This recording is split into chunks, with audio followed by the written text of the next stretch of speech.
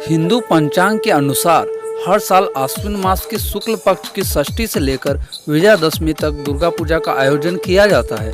नवरात्रि पर दुर्गा पूजा मुख्य रूप से बंगाल में मनाया जाता है। यहाँ के पंडालों की भव्यता देश विदेश में मशहूर होती है। पश्चिम बंगाल के अलावा देश के हर हिस्सों में दुर्गा पूजा बहुत धूमधाम से मनाया जाता है। इस दुर्गा पूजा को अलग अलग राज्यों में कई नामों से संबोधित किया जाता है। भव्य पंडाल में मां दुर्गा की प्रतिमा को स्थापित की जाती है, जिससे 5 दिनों तक कई तरह के कार्यक्रम होते हैं। देश भर में नवरात्रि के दौरान होने वाली दुर्गा पूजा अलग अलग प्रदेशों में विभिन्न तरीके से मनाई जाती है। हालांकि कोलकाता में मनाई जाने वाली दुर्गा पूजा सबसे मशहूर है।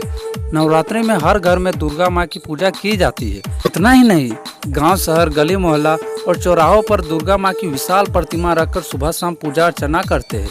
पूरा देश भक्तिमय माहौल में परिवर्तित हो जाता है। न सिर्फ घरों में बल्कि मंदिरों में सैकड़ों हजारों की संख्या में श्रद्धालुओं की भीड़ जुड़ जाती है। आज हम आपको बताने जा रहे हैं कुछ अलग अलग स्टेट्स में कैसे मनाई जाती है दुर्गा पूजा। नंबर 1, तमिलनाडु। क्या आपको पता है तमिलनाडु में नवरात्रि को किस नाम से जाना जाता है? अगर आपको पता है तो वीडियो को पॉज कीजिए और कमेंट सेक्शन में जरूर लिखिए। मैं आपको बता दूं कि तमिलनाडु में नवरात्रि को गोलू नाम से जाना जाता है। देवी की आराधना के लिए अपने घरों में 100 छोटी बड़ी मूर्तियां रखते हैं। जब ये मूर्तियां एक ही पंडाल में रखी जाती है तो ये नज़ारा किसी म्यूजियम जैसा दिखता है। यहाँ लोग देवी के 3 रूपों की पूजा करते हैं। नंबर 2, पश्चिम बंगाल। नवरात्रि में पश्चिम बंगाल की दुर्गा पूजा दुनिया भर में सबसे प्रसिद्ध है। पश्चिम बंगाल सहित पूर्वोत्तर के कुछ हिस्सों में नवरात्रि का खास महत्व होता है। नवरात्रि के लिए खास तौर पर पंडाल तैयार किए जाते हैं। 9 दिनों तक लोग दुर्गा माँ की और नारी शक्ति की आराधना करते हैं। पंडालों में लोगों की खूब भीड़ जुटती है और विशेष आरती की जाती है।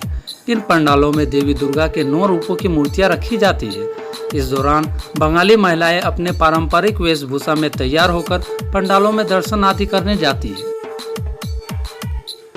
नंबर 3, गुजरात। गुजरात में नवरात्रि के दौरान सबसे ज़्यादा गरबा महोत्सव का आयोजन किया जाता है। इस मौके पर पारंपरिक गुजराती ड्रेस में पुरुष महिलाएं के जोड़े एक साथ गरबा पंडालों में गीत संगीत के धुन पर नृत्य करते हैं। गरबा पंडालों को खास तौर पर सजाया जाता है। गरबा महोत्सव के दौरान माँ दुर्गा की आराधना की जाती है। इसमें हिस्सा लेने के लिए लोग खास तौर पर तैयारी करते हैं। इतना ही नहीं बल्कि करीब 1 महीना पहले से ट्रेनिंग भी लेते हैं। आजकल गरबा का क्रेज देश के कई शहरों में बढ़ता जा रहा है, जिससे अन्य प्रदेशों में भी इसका चलन बढ़ गया है। मध्य प्रदेश, महाराष्ट्र और उत्तर प्रदेश के कुछ क्षेत्रों में भी गरबा नृत्य प्रचलित हो चुका है। नंबर 4, महाराष्ट्र। नवरात्रि में महाराष्ट्र के लोग कार, घर और प्रॉपर्टी को खरीदना शुभ मानते हैं। नवरात्रि के दौरान शादीशुदा महिलाओं को एक दूसरे के घर आमंत्रित किया जाता है और उन्हें श्रृंगार की चीज़ें जैसे सिंदूर, चूड़ी और बिंदी आदि तोहफे के रूप में देते हैं। हालांकि महाराष्ट्र में कई प्रदेशों के लोग जाकर बसे हुए हैं, तो इस वजह से वहाँ पर गुजरात और कोलकाता की झलक देखने को मिल जाती है। नंबर 5, कर्नाटक।